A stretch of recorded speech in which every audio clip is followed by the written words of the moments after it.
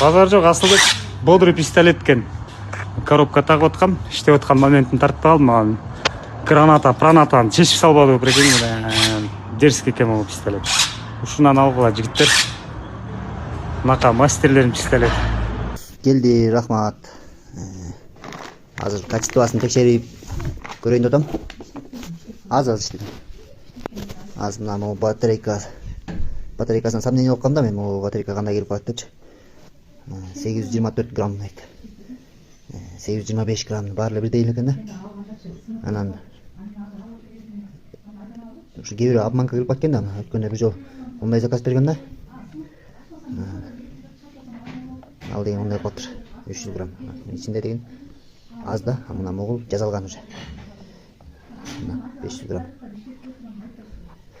Могул деген мына эме көп болду, мен колдонума 4-5 жыл болду. Колдонгоныма. Мына 140 грамм. Мында ичинде 13 штук бар да. Мунун ичинде 15 штук тошуна барбы деп аткам, бар экен да. 824 грамм. Значит, мында 13 штук болгондон кийин бул 15 штук бар мында. Мына могулар 5 штук бар ичинде. Жакшы эле, азыр иштетип көрөм ар бирин. Аз батарейкаларын салып туруп кайта тапайын. Баштадымбы? Мына шурпайор чоң батарейканы бүт иштейт экен.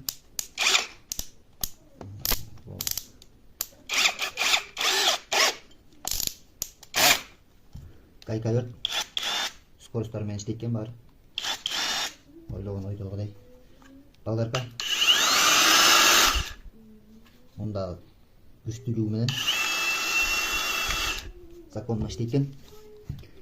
Перфоратор. Бүт иштейт экен.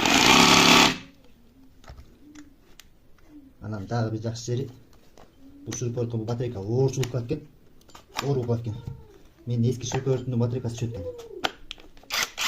Кичине жеңилирээк болуп калат. Шурпайорд анчалык көп ток жебейт. Кичинекей батарейка менен эле. Өтө кичинекей эмес бул деле, бирок иштейт экен. Батарейкалардын баарын весин тартып көрдүм.